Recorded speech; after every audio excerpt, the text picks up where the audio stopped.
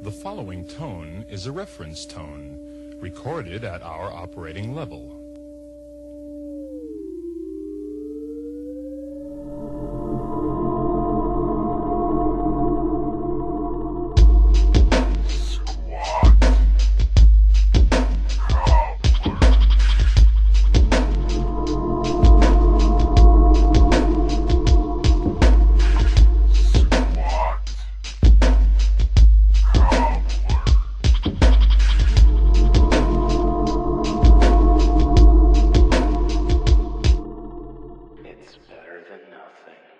Bonjour, hello. Je m'appelle Kelly Toole. My name is Kelly Toole. C'est Squat du Cobbler. This is Squat Cobbler, I think, because I don't know French that well. Episode 14. Episode 14. Very cultured way to begin the show. Hi, I'm Kelly Toole. I was going to say, this is high art here. This is great. It's captioned, and anyone who knows French goes, this guy's butchering everything.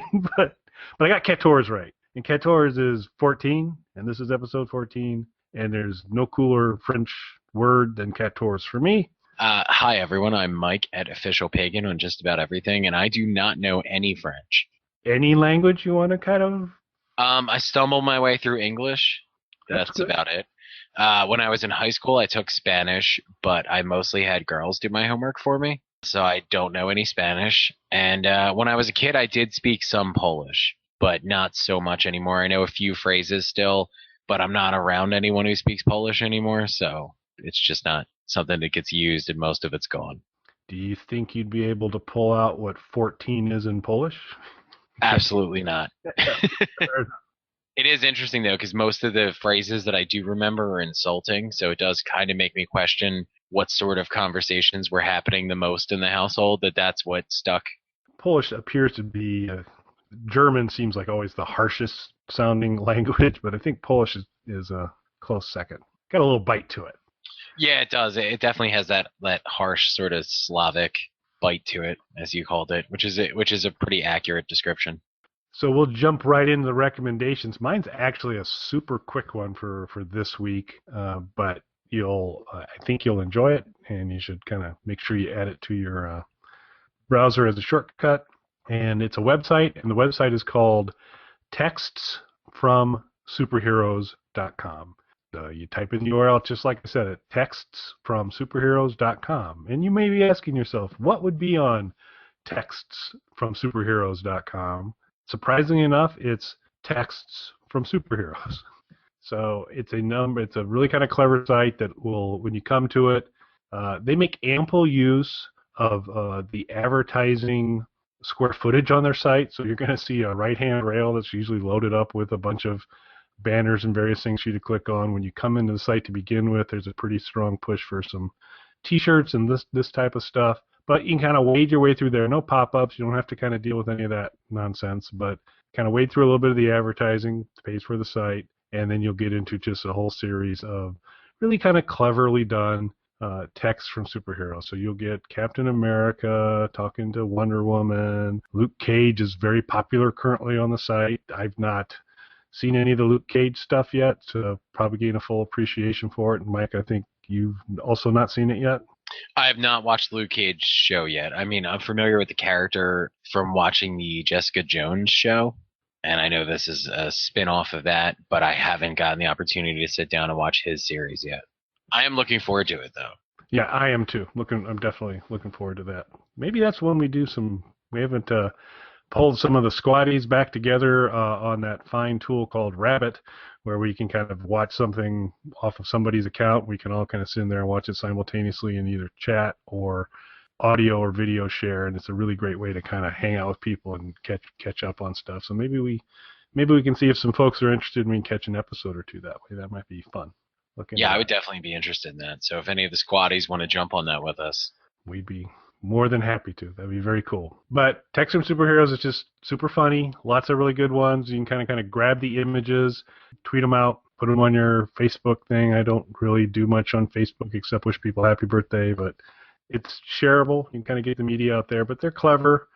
Some are better than others, but they're fun. I think for this blog post, I'll put this one in there so that you can kind of appreciate it in its native form and see kind of how it works, because you just read through a text stream between two superheroes. It's pretty funny. But just to give you an idea, since we're an audio-only podcast, I'm going to try and do a dramatic reading of one of the texts to give you kind of a little bit of a flavor. I'm not as vocally gifted as many in the Squativerse. We've got all the different shows out there, and some other folks are really great at doing voices. I'm not so good. So the following is an exchange between Spider-Man, who's going to sound surprisingly like me, Kelly Toole. So just imagine you hear Kelly, it's Spider-Man, and then Spider-Man talking to Venom, and Venom will sound like Kelly Toole trying to talk in a lower voice. So this is how you tell between the two characters. So that stimulating setup allow me to give you an example of some of the things you would get on texts from superheroes. Carnage is loose again. Want to team up? Fine, but know that I hate you. What? Why? And then there's a really sad face, big-eyed sad face emoticon there. That's the reason right there. You try way too hard. It's annoying. I mean, friendly neighborhood Spider-Man? What the hell does that even mean? It's an expression. No, it's not. Plus, you've just got one of those faces. I hate your face. You can't even see my face. I wear a mask. You can just tell, though. Excellent reading, sir. I was thrilled and enthralled. You were transported to an actual text exchange between the two. So yes, I was for a second. I was like, "Is that actually Peter Parker?" Who sounds suspiciously like Kelly Toole? But yeah, that's what as I always imagined when I read the comics. Actually, I was never really a big Spider-Man reader, to be honest with you. Are you a Spider-Man guy? I'm not in particular. He does have some of the best villains, I think, in Doc Ock. So some of the villains in the Spider-Man universe are actually pretty outstanding. But I've never been a big fan of the comic. I mean, it's intriguing when you've got Venom and you've got Carnage and you got some of the stuff going on with that. So that's kind of cool. In the universe of, if you've got choices of Batman and Iron Man and different things out there, I've never been entirely enthralled with Spider-Man. Where do you land? It's not, as far as mainstream superheroes, it's no Batman, I guess, would be my favorite. Spider-Man has never really been near the top of the list for me, although there is a spin-off miniseries called Spider-Man Noir that I really enjoyed. And I 100% agree with you that Spider-Man has had some great villains, Venom in particular, which is why I was so disappointed in the Spider-Man 3 portrayal of the character, where it's just kind of shoehorned in with Topher Grace playing him. Nothing against Topher Grace. I'm just not that familiar with his body of work. Did you watch that 70s show, which of course was what solidified his career? Yeah. So I was not. It was not must-see TV in the household, but I have seen enough of that 70s show to be familiar with Topher Grace's body of work. So I've never seen a full episode of that 70s show. However, the entire series has been played through a number of times on Netflix, because it's one of those things that I will put on when I'm just sitting on the couch kind of dozing off and instantly fall asleep. And numerous episodes will play through, and then I'll wake up and stop it and go to bed. So I can't tell you. And the next night I'll just restart where I'll pick up wherever I left off. So I've never actually watched an entire episode of that 70s show. I know very little about it, but have technically played through the entire series 3 or 4 times at this point. And it's all subliminally embedded in your head now. Yeah.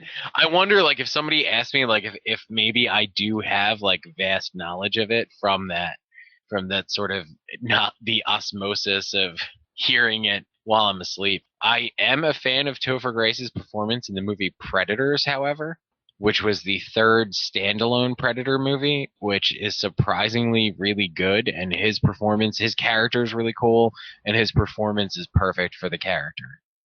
Yeah, I've not caught the third of the Predator. I like my Predator with Gary Busey, because everything's better with Busey. So fair enough. But I'll have to check that one out. I'm assuming I might be able to get that on Netflix. I would think so at this point. It's been out for a while. The 4th standalone Predator's in the works now, so I don't see why it wouldn't be on Netflix at this point. But Topher Grace rocks it there, huh? He really does. It's a cool character. His performance of it is perfect for the character. Now, like I said, beyond that, I have very little waking knowledge of that 70s show and was not a fan of Spider-Man 3. Not that that's his fault. It's more the film itself had a lot of issues. In that to me redeems Topher Grace. Fair enough. So I'm going to stick with that text from superheroes.com as the recommendation. Go check it out. We'll include the dramatic reading image so that you can see what it actually... It's like, that didn't sound that funny at all. But then you'll be able to read it and you go, oh, that is actually funny. It was all about Kelly's delivery. Now, let me ask you something, sir, as a quick follow-up to your recommendation. If you could text a superhero, who would you choose to text? That's a good question. Yeah, so some backstory for the squatties out there. Due to what is likely operator error part on Kelly's part, Mike and I recorded a couple shows, this one included, recently, and then did not have the source material available to create the podcast. So we're having to redo them, and I was actually pretty cocky going to the show because I thought I knew everything was going to be coming up. Mike didn't ask this question the first time we recorded, so he's throwing me off here for a second.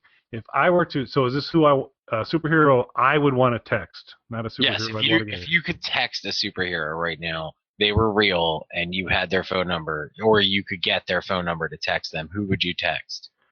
Well, so I'm gonna be honest. It's not a good thing, but I'll be honest. I'd pretty much be texting Batgirl. Hi, how you doing? What are you wearing? It's pretty hot. Just kind of. I'd be trying to endear myself to Batgirl because she's kind of a looker. That's where I'd be. Well, that's interesting because you're kind of already touching on what was going to be my follow-up question. If you could sext with any person who's a superhero, who would that be? So are you gonna answer this question? Which lucky fictional lady's getting the Kelly Tool dick pic? I think Batgirl's gonna be the answer of the day here. That would be the exchanges, and I'm not going to give you any idea of what those might be. So if there's a third follow-up question. So if we were pulling out the Belinsky phone and the missus said, "What is this?" and she's shaking at you, and there was this heated exchange between you and someone, who would have been on the other end of that steamy text exchange, Mike? All right, so it's going to sound incredibly cliche because of the movie being out and everybody making that their Halloween costume this year. But I want to be clear that I'm sticking strictly to the animated series version of the character and the comic book version that followed that. But I would have to go with Harley Quinn because everybody wants to stick their dick in crazy. That's a pretty good choice. That's a really good choice. Again, not the movie version, the animated series / comic book version. I'd be willing to show flexibility, but whatever, I mean, and they kept the crazy. They kind of went to kind of a strip club crazy here with the movie, but the only reason really, and it's nothing against Margot Robbie as an actress or her portrayal of the character, it's that's becoming like that's such a popular Halloween costume kind of thing at this season because of the movie. I want to be clear that this isn't me jumping on that bandwagon. I've kind of always had a thing for the character, so if I'm being honest, it's that character and not this movie could have never happened and it would still have been my answer. Yeah, I was recently at Wizard World up in Chicago, so the Chicago Comic-Con, and movie Harlequin. There were movie Harlequins of all shapes and sizes making their way through there, which is fine and cool, but it was there was a very high Harley Quinn population of both the movie version but also the more traditional version. Well, there was a couple folks that absolutely nailed it. In fact, one of them, and maybe, so we can include this to say this is who Mike would have sexts with, would be sexting with. There was a traditional Harley Quinn, a young lady who had just done a fantastic job, and I was there as Kylo Negan, which is a nice mashup of Kylo Ren and Negan from Walking Dead, which was pretty popular. But we ended up taking a shot together of me kind of swinging the cross hilt red lightsaber bat with barbed wire towards her, and her swinging her very large sledgehammer towards me. And it's a pretty cool action shot. Worked out really well. So maybe we can drop that in the blog post as well. Very nice, sir. Was she jealous though that it's Batgirl getting your dick pics? We never really got to that. It was more, hey, can I take a picture with you? That's a really cool outfit. And so we really didn't broach that at that point in time. It was Batgirl Light, I have to tell you, much to my disappointment. Now, this is a little bit off topic, but have you seen the animated Batman movie that came out recently, The Killing Joke? I have not. Because it's such a talked about piece, even prior to the movie. So I've got really good familiarity with The Killing Joke overall. And I did, now that I think about it, I think I was able to see most of it here recently, but I didn't catch it in the theaters from there. But it's a bit of a ride, that particular storyline. Yeah, it's a good story, and I, for the most part, really enjoyed the movie adaptation of it. I don't like seeing the Joker moving in on my Batgirl, but we'll have words. Well, that's why I brought it up. I felt like it sort of fit into it a little bit there. A little bit. All right, I guess it's time for me. That was an excellent recommendation, sir. This is not a competition in any way, but it just so happens I'm going to recommend something that's so epic that, as cool as yours was, everyone's going to have to rush out and do this one first, just because they're going to realize how empty their lives have been up until this point without it, which is the newest film in the long-running Phantasm franchise, Phantasm Ravager. Now, you might remember from the Snark Alec Radio days that myself and Tony Viejo, who we had a number of times on Snark Alec Radio, are, you could say, fans of these films, or you could say ridiculously obsessive about these films. Both would be true. This is probably like we are to, Star Trek what Trekkies would be. We are to Phantasm. What is the Trekkie equivalency term for fans of Phantasm? So I kind of wish this was a little bit cooler and not quite as on the nose, but they're called fans, but with a PH, like Phantasm. Makes sense. It does. But just to give you a little bit of an idea, though, of how big of a fan PH of Phantasm I am, not only have I waxed philosophical about this at great length on Snark Alec Radio, Tony and I have discussed it for probably hours of our lives. I have the first issue. There was a comic book spin-off series at one point. I have the first issue of the comic book signed by not only all of the people who worked on the comic, but also the cast and crew of the films. So it's actually difficult to see the cover of the comic at this point because there's so many signatures all over it. But that is one of the many things in my collection, because I'm a ridiculous fanboy and I collect all kinds of weird stuff. That is definitely one of the prizes of my collection. Yeah, very very cool. This is the fifth. So this is the fifth film, but they've made these movies with essentially the same cast and crew, spanning about 40 years since they made the original. So it's actually really cool because there's no other film, like feature film franchise that I can think of, where you really see the cast and crew grow with it the same way you have with Phantasm. The only real exception to it is the second film. One of the main characters was recast at the requirement, I believe, of the studio at the time who was behind it.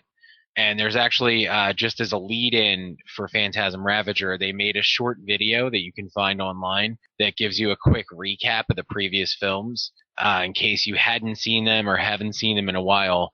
And 4 of the 5 films are now under the same ownership, but 2, which was made for an outside studio, is still owned by that studio. So when they are doing the recap for the clips for that, because they don't own the rights to it, instead of showing those clips, they had children draw scenes from the movie, and they used that for the recaps of Phantasm 2. Which is kind of awesome. And it's worth watching this video. Even if you're not a fan, even if you don't intend to watch Ravager, which is a huge mistake on your part, you should watch this video. I'm going to have to get you the link to it so you can include it in the blog post for this episode. But how familiar are you with the Phantasm franchise, if at all? So it would be minor. Pretty familiar with the first one, but haven't caught any of the intermediate ones from there. In general, familiar with the storyline and the characters. And then, of course, and I butchered this, as I mentioned before. This is our second go, and I will continue to butcher names. Is it Don Coscarelli? Don Coscarelli. Don Coscarelli. That was close. That was good. That was a lot better than I think you did the first time. Yeah, it was definitely better than the first time. It was like Dan Canseco or something like that. So, but he played a big role, or he was the energy behind one of my favorite movies of all time, Bubba Hotep. Such an outstanding movie, and in kind of some of the director's comments and extra kind of bonus stuff on the various versions of Bubba Hotep that I have, there was some callbacks to the Phantasm world and different pieces there, and there are elements of some of the Phantasm aesthetic that have made their way into Bubba Hotep. And so it was kind of interesting that way. So I would say a general familiarity, stronger on the first movie, and then a little familiar with the aesthetic overall. So I would say obviously most people would do this anyway, but I would definitely say before you watch Ravager, you should catch up on the other films. It's not 100% necessary to watch them in order. And the reason that I say that, though, is because the fourth film, which is probably my second favorite after the original, is actually only half of a movie, because originally Mr. Coscarelli's first cut of Phantasm was like 3 or 3.5 hours long, and the studio wanted to pare down to 80 minutes or 90 minutes or whatever the release time was. So that's what it initially was released as, and then of course on home video we did get extended versions and some deleted scenes and things like that later. There was still a substantial amount of unused footage though, so when they were getting around to the fourth film, which was really just intended to be a piece to set up the final film and the final confrontation between the protagonist and the tall man, who is the main villain of the Phantasm universe. They used a lot of footage that was unused from the original film, and it actually works really well. Instead of feeling like it was padded or a cheap way to get a feature in by really only shooting a short film, it really feels like a cohesive piece of work. And it's definitely worth watching the fourth film. And if you were going to watch them, I would even recommend watching the fourth film right after the first, just because you're going to get a lot of footage that wasn't included in the first that's going to fill in some gaps for you when you're watching it. So if you're impatient and want to jump ahead and understand a few things that you may have missed watching the original film, you can skip right to the fourth. But really, they're all good. The second film is excellent as well. There's a little bit of a issue with some fans because one of the main characters was recast for that, but again, in all of the other films the core cast remains the same. Now the new film has actually gotten quite a bit of publicity, probably more so than it would have gotten. It's been covered by a lot of mainstream things like Entertainment Weekly and Variety and things like that, who honestly probably wouldn't cover an independently produced horror movie otherwise. But the original film was recently restored by J.J. Abrams, and that has been released theatrically under the title Phantasm Remastered. I haven't had a chance to check out the restoration yet, but I heard a lot of really positive things about it, and it is available to buy digitally now, even though it is still in theaters. So I probably will be picking up a digital copy of it this week and checking that out as soon as I can. For anyone who maybe doubts how important the Phantasm franchise is, I think it's important to note that J.J. Abrams recently rebooted the Star Trek and Star Wars franchise, two of the biggest titles probably in all of science fiction, arguably. And when he came around to Phantasm, instead of rebooting it or remaking it or doing anything like that, he realized its perfection and just gave it, a restoration polish. So I'm not saying he's saying they're better than those movies, but I'm saying there's anecdotal evidence that says these movies are better than Star Trek and Star Wars. And he added some lens flare. Yeah. Well, the thing that would be awesome, since he's kind of got his hands in both now, is for him to do the Phantasm Menace and basically have the tall man do nothing but take Jar Jar and any other related Gungan house for 2 hours of destruction. What's great about the Phantasm franchise as well, I don't want to give too much away for anyone who hasn't seen the films, but it really does play a lot with like alternate realities and universes and things like that. So you could do that and still kind of stay within the confines of the series so long as you kept the characters true to what they were. I was trying to explain Phantasm to someone actually recently who had never seen them, and the best example that I could give, because they were familiar with the animated series Rick and Morty. Okay. The example that I gave them was, think of Rick and Morty, only not a comedy. Like as a mostly, there's plenty of humor in it, and there's definitely tongue-in-cheek moments, but it's not a comedy. So think of it like that, though, where you have two characters who are kind of going into different realities and universes and things like that to fight a common enemy. that's sort of what happens here. And the fifth film is actually the first and only, because it appears that it will be the last film. They're saying it's the last film, which of course everyone does, and then makes another one. But one of the main stars, Angus Scrimm, has passed away now. Well, And he was like 100 for the first one, wasn't he? Yeah, he was not a really young guy when they made the first movie around 40 years ago. So, but he is in the movie, and it looks like they shot all of his stuff. There's no, Bela Lugosi cape type moments in it or anything like that. And also, I mean, if you watch the films, he plays the villain, and they very wisely don't give him tons of screen time in the movies anyway, which makes his appearances, stand out that much more when he is on screen. So it seems like everything's intact.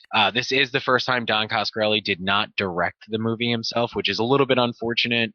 It would have been cool, especially given that it's the last movie, to see him having directed all 5 movies. He does produce and co-wrote the movie, though, so his stamp is definitely all over it. It definitely stays within the stylistic confines of the series. Where it really deviates, though, as far as the fans will be concerned, it is the first time you see like heavy use of CGI in a Phantasm movie. Partially, obviously, with some of the older films, CGI wasn't really readily available the way that it is now, but it seems much more so that the reason they did it in this one was more budgetary restrictions. There is, anyway, here, if you watch the trailers, there's a lot of big destruction set pieces in this one that I'm sure on a more limited budget they couldn't have pulled off otherwise. Overall, though, it's a really good film. The ending to it is very satisfying. And speaking as a fan of all 5 movies who waited years for this movie and literally grew up watching these films, the ending was incredibly satisfying. It's a little bit of a disappointment Coscarelli didn't direct it. The film itself does have a somewhat disjointed feel to it, which keeps it from being, my favorite of the series. But I think that's more not to take anything away from the gentleman who did direct it. I think that's more a result of it being shot, I don't want to say guerrilla style, but it was shot in bits and pieces over the course of a few years. And it's clear when you watch it that it was shot at different times. And I have a feeling, too, that that's not just a budgetary thing, but probably scheduling. And with, as we mentioned, Angus Scrimm being much older, I'm sure there was issues with that as well. Well, it's a lot of homework, because I'm going to need to get back all the way through the first one again to refresh myself. But it sounds like it's worth it, and maybe I'll take a spin through the summary video too to kind of help me kind of keep it all together. The summary video is worth watching just because it's entertaining in and of itself, but I highly recommend watching all 5 films. All of them are available in HD digitally now to rent or purchase. 3 and 4 had never been available in HD before. Those were remastered in HD to celebrate the release of the J.J. Abrams restoration as well as the new film. And 2 is available from the studio that produced it to begin with.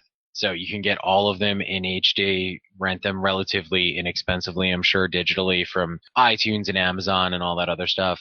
Personally, I bought a digital copy of Ravager because I'll buy a physical copy as well when it comes out just to support it. But I'll be purchasing digital copies of all the films so that I can just take them with me now and have access to them on whatever tablet, wherever I am. I'm such a big fan of these movies. I actually do. This is one thing, like when we go on road trips and things like that, there are 2 movies that I kind of always take with me. Evil Dead and Phantasm are the movies that I kind of carry with me places. That's why I own multiple copies of them.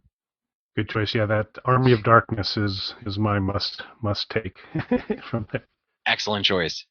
Very cool. All right, well, we'll go ahead and jump into social media recommendations. Is there anything else you want to add on Ravager? No, that's it. Like I said, I wouldn't start with it. It's a great film, and when you make your way through the movies, like I said, it does have a satisfying conclusion. It's a little bit disjointed, but by that point, if you've watched the other 4 films and you're a fan at that point, you'll overlook the few, minor quibbles you might have with it and just enjoy it for what it is. I teased Mike fooled Mike before the beginning of the episode. Said, I don't have a social media recommendation. I did have one when we recorded it the first time, and I had forgotten it.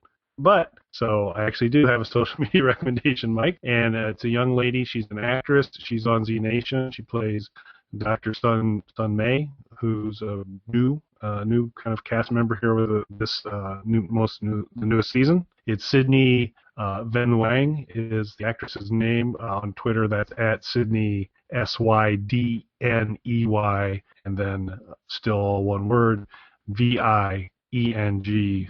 And we'll put it out there since that was kind of an awkward spelling for you. We'll have it in the blog post. An only easy thing for you to click on a link. But she's a good actress, fun character. It's very, very cool to see.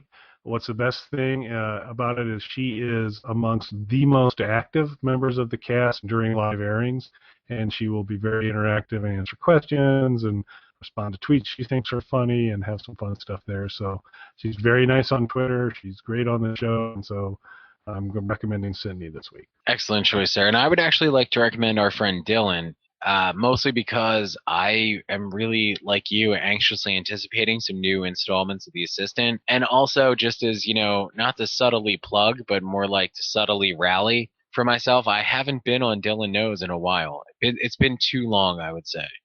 Yeah, so maybe for the squatties out there, what you can do to help us out, I would agree. Your absence it's a crime that it's been this long that you've not been on Dylan Knows, and maybe we can have the squatties tweet Dylan. Holidill is his Twitter handle. We'll include it in the blog post as well, so you can get to it. Just shoot him a tweet reminding him, hey, you should have Mike back on the show, and then it's just kind of make sure that we can kind of pull all these together. Maybe you can finish it off with hashtag quit being a dick, so hey Dylan, maybe you should have Mike on hashtag quit being a dick, and maybe that will help him see the light. Yes, and I mean maybe he should have you on as well, and we can do a little discussion about Squat Cobbler. Yeah, or what would even be better is we can go on saying we're going to talk about something else.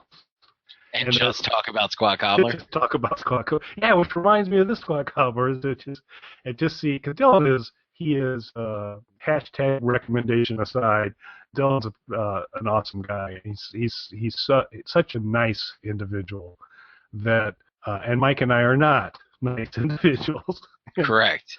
And so to see how could we push him over to the dark side? The good in him is strong, but I don't know if anybody could shake it. I think it's us, and I think particularly if we just take over a show and just turn it into one long commercial for Squat Cobbler, that might do it. I'm into that. Yeah, and so is it because J.J. Abrams is remastering the early Assistants? Is that what the delay is? I have to assume, as long as he's doing a remaster and not a reboot, that's how you can tell the true level of quality. And again, I'm not trying to insult the Trekkies or the Star Wars people. I'm just saying Phantasm's better.